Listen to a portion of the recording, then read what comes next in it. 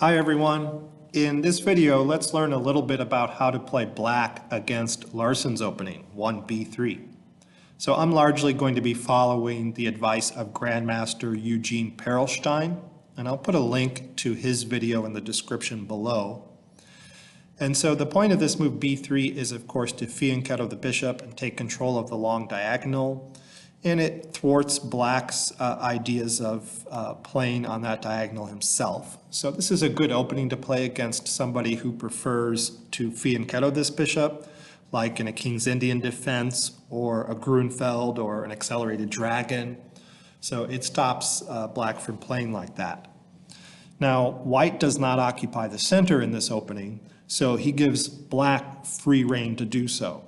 So there are a lot of ways to play against this, but what Perelshteyn recommends and what I agree with is, well, we're given the chance, so we're going to occupy the center ourselves. We're going to play e5 and then try to get d5 in as well and have a really nice pawn duo. Okay, then bishop b2 attacks the pawn, we defend it, and then e3 is the most common move. For two reasons. One purpose is to get this bishop out to b5 and pressure that defender of that e5 pawn. But also this pawn supports the f pawn to be pushed to f4 and attack our center. So very usual move, mainline move, but we'll go ahead and occupy that center with a d5. So bishop b5 pins the knight and threatens our e5 pawn. So we'll protect it with the dark squared bishop. And now we'll look at three moves from this point. Let's start with knight f3. So that attacks e5 further. And so Perelshteyn's recommendation is to pin the knight. And then you'll probably face h3. And then you're going to take that knight off the board and give up the bishop pair and play knight to e7 to defend the d5 pawn. And so you've lost the bishop pair here, but your compensation is a very strong center. Also, White's light squared bishop here may have to trade itself off on c6 anyway or lose time retreating. All right, and I'll mention one more thing in this line.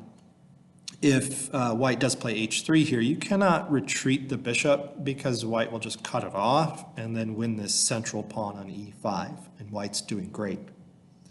Okay, so that's what we'll do against knight f3 in this position.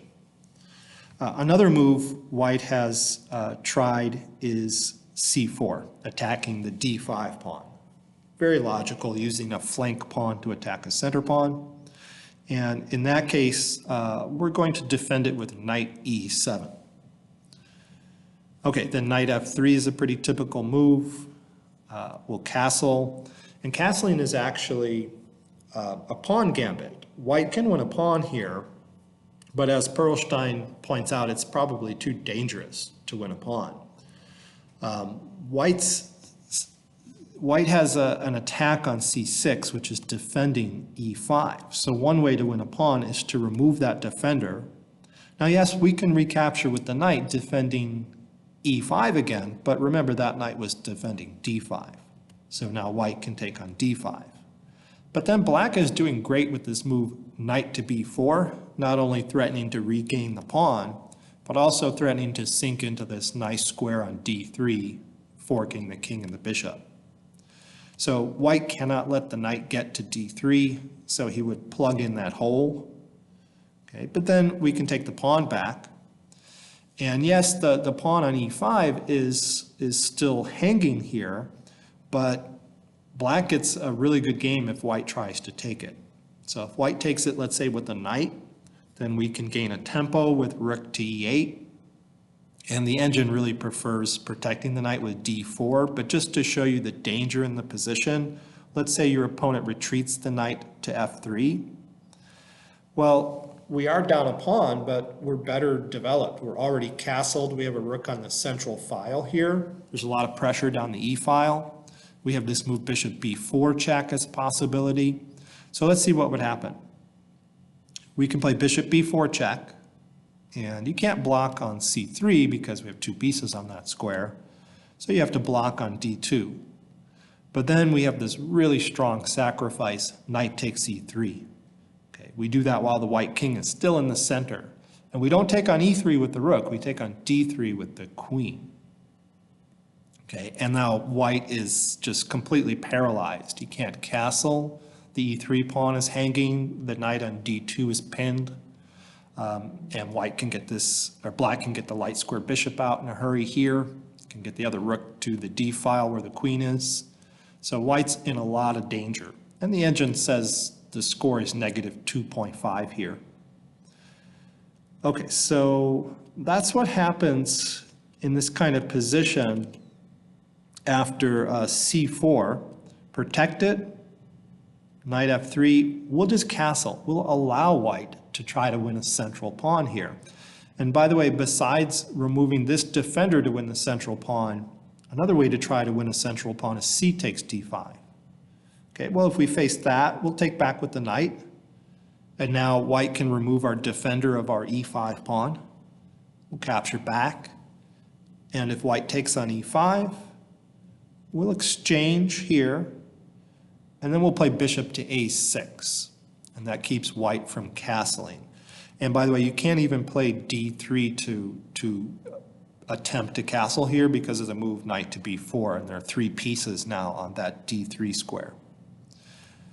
Okay, so because white's not able to castle and black is better developed in the position, he has more than enough compensation for the gambited pawn. Okay, so that's our plan after c4. We're just going to develop our knight to e7 and then get castled. Okay, and then we can start protecting the center if white doesn't attempt to win a pawn. Okay, but let's go back. I think here the mainline move is f4. After all, that was the purpose of playing e3. So most people play f4 and attack our center this way. Okay, if we see f4, I recommend, and so does Perelshteyn, playing f6 to support our center. I know that does weaken this diagonal here, but in many cases we'll be able to castle queenside anyway. Now let's just follow a few moves into a recent Grandmaster game. The white pieces were played by Ruifeng Li and black was Alex Lenderman. And the game proceeded like this. Knight h3, that looks like a good move to me, supporting the f4 pawn and also keeping this diagonal free for the queen to come out. Okay, and black's plan was knight to h6 so that he can meet this check with the excellent knight to f7. So g6 is coming at some point and this knight is supporting the center. So it looks like a really solid position for black. White played knight c3. That attacks the d5 pawn. And black took time to kick the bishop back. And then he needed to defend d5. And he chose bishop to e7, so the queen is released to defend. And that looks like a fine position to me. But it does move the same piece in the opening twice. And it doesn't further black's development. So Perelshteyn recommended a very interesting improvement here, which is bishop to e6 to defend d5.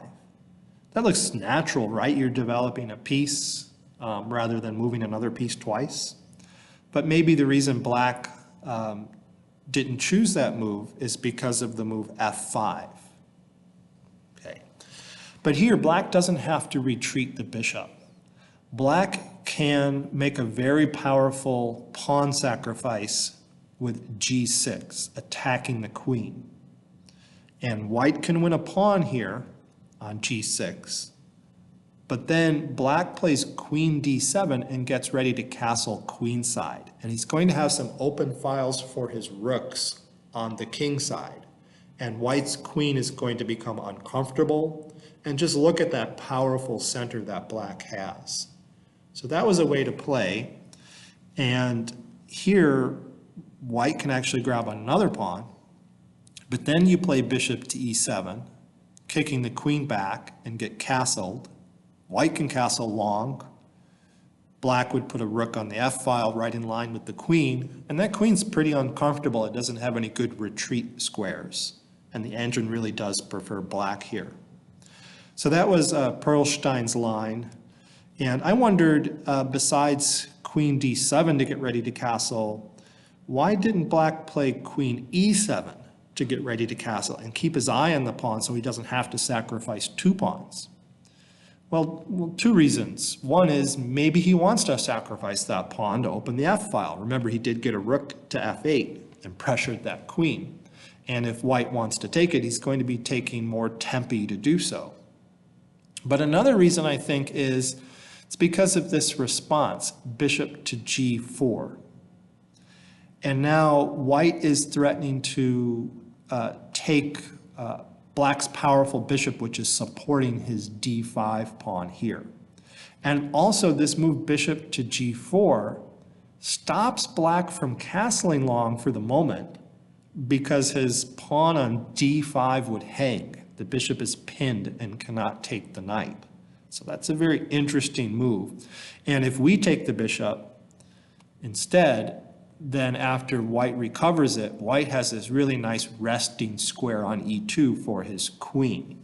And it's a little bit better, I think, than the line we saw a minute ago. It's a little bit better for white. So that's why we play, instead of queen to e7, we play queen to d7, making this battery, stopping the bishop from coming to g4.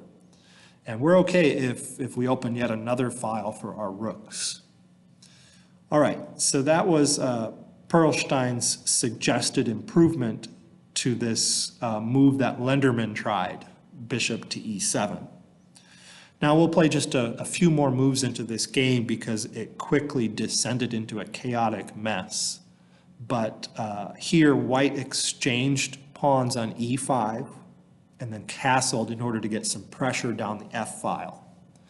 And the black knight is under attack on f7. So black played g6 and the queen retreated. And so there's pressure down the f-file now. Black decided to defend with the bishop. Maybe castling was okay there. In fact, let's check the engine. The engine does prefer black in this position. And after castling, no, it's just too dangerous. This pawn hangs. Okay, so yeah, I think that's the reason. You're just losing your center. So bishop to e6 not only protects the knight, but protects the central pawn as well. Okay, so we can't forget about our center. Okay, e4 was played, attacking our center further.